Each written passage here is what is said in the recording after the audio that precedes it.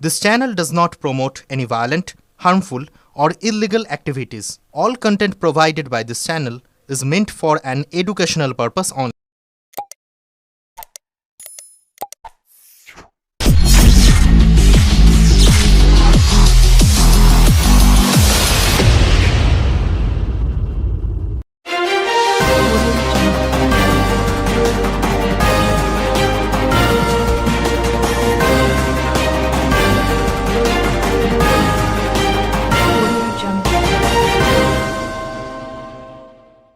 দিনে 7 ঘন্টা অনুশীলন।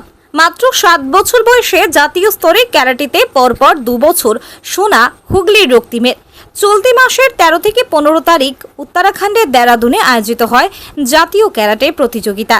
সেখানে কুমিত বিভাগে সোনা জয় করে চুঁচুড়ার রক্তিম মণ্ডল। ভারতের বিভিন্ন রাজ্যের 28 জন প্রতিযোগী খেলায় অংশগ্রহণ করে নেয়। তার মধ্যে বাংলার হয়ে প্রতিনিধিত্ব করে রক্তিম। আর তার এই সাফল্যে খুশি তার পরিবার সহ কোচ। পাড়ার ক্লাব থেকে সংবর্ধনা দেওয়া হয়। গত বছর দিল্লিতে 28টি রাজ্যের মধ্যে ন্যাশনাল প্রতিযোগিতা হয়েছিল, সেখানেও সোনা জিতেছিল সে। হুগলির চুঁচুড়ার ষষ্ঠীতলার বাসিন্দা রক্তিম মণ্ডল। তার বাবা ঝন্টু মার্বেল কন্ট্রাক্টর, মা মৌমিতা গৃহবধূ।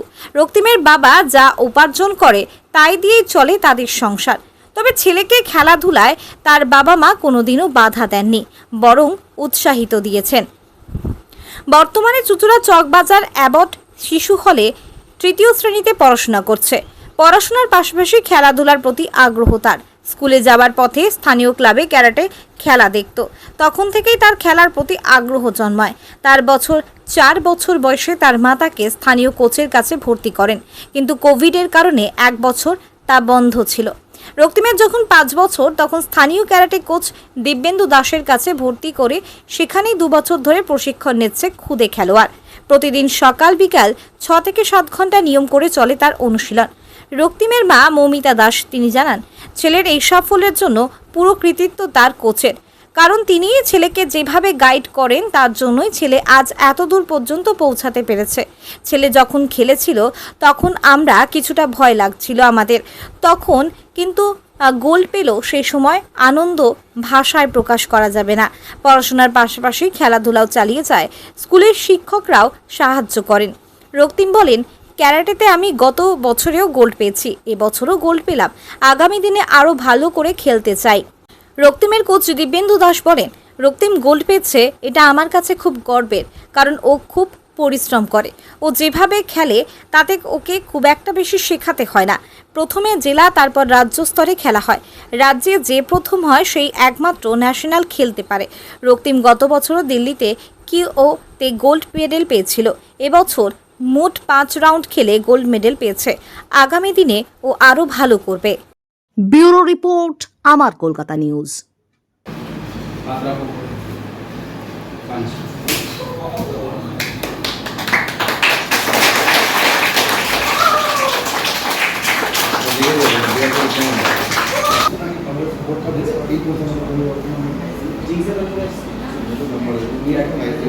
চ্যাম্পিয়ন হলেন, বলো কোথায় খেলতে গিয়েছিলে?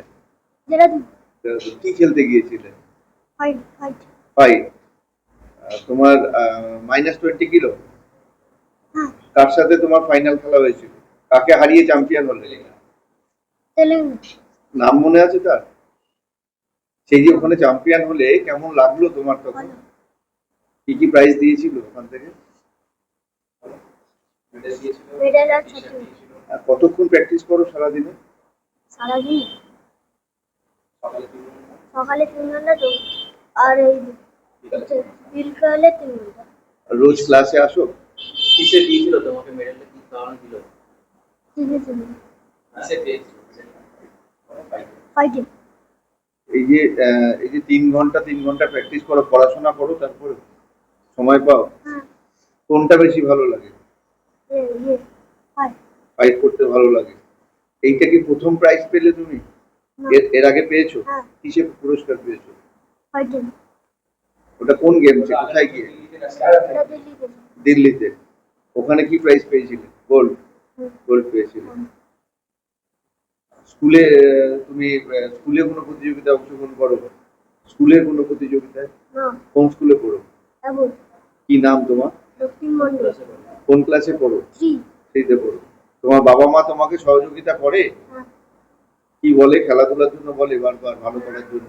হ্যাঁ ভালো লাগে? হ্যাঁ। কি নাম তোমার? তোমার যে অপোনেন্ট ছিল তাকে কতটা তুমি মানে এই কতটা সহজ ছিল না কঠিন ছিল তার সাথে ফাইট করাটা? কঠিন কঠিন ছিল, তারপরেও তাকে হারিয়েছো। কত সেটে হারিয়েছিলে? 6-0 দেখছি। এই সাফল্যের পুরো ক্রেডিট আমি সেন্সিটিভ দীপেন্দু দাসকে দেবো, কেননা উনি না থাকলে ও এত দূর এগোতে পারতো না। কেননা স্যার দুবেলা যেভাবে মানে নিজের মতো করে ওকে শিখিয়েছে বলে এত দূর এগোতে পেরেছে। পুরো ক্রেডিটটাই সেন্সিটিভ দীপেন্দু দাসের। পুরো মা হিসেবে যখন শুনলে আপনি গিয়েছিলেন খেলা দেখতে? হ্যাঁ গিয়েছিলাম। সেই মুহূর্তটা কিরকম ছিল যে কোনো চ্যাম্পিয়ন হলো? ওটা ঠিক কিভাবে প্রকাশ করবো, ওটা প্রকাশ করার মতো নয়। ওটা খুবই আনন্দের বিষয় আমার কাছে, আর ওটা প্রকাশ করতে পারবো না। যেমন ভয়ও ছিল, সেমনি যখন ও জিতেছে তখন আনন্দের ইয়েটাও আমার কাছে প্রচন্ড, মানে ওটা বলতে পারবো না, ওটা ভাষায় প্রকাশ করা যায় না। বাবা কতটা সহযোগিতা করে? হ্যাঁ, ওর বাবা অনেক সহযোগিতা করেছে বলেই এতটা যাওয়া, না হলে তো আমি একা মা হিসেবে তো ওকে নিয়ে যেতে পারি না। ওর বাবা অনেক সহযোগিতা করেছে বলেই যেতে পেরেছি। খেলাধুলা করছে, খাওয়া দাওয়া আলাদা রকম ব্যবস্থা। পুষ্টিকর খাওয়া দাওয়া তো হ্যাঁ, এমনি যেমন নর্মাল খায় সেই, তার সাথে দুধ ডিম যেটা দরকার, ফল, এসব চলে।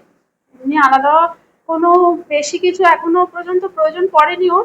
এমনি যেমন নর্মাল, তার সঙ্গে ওই দুধ ফল ডিম মাংস এইটুকুনিটা চলে।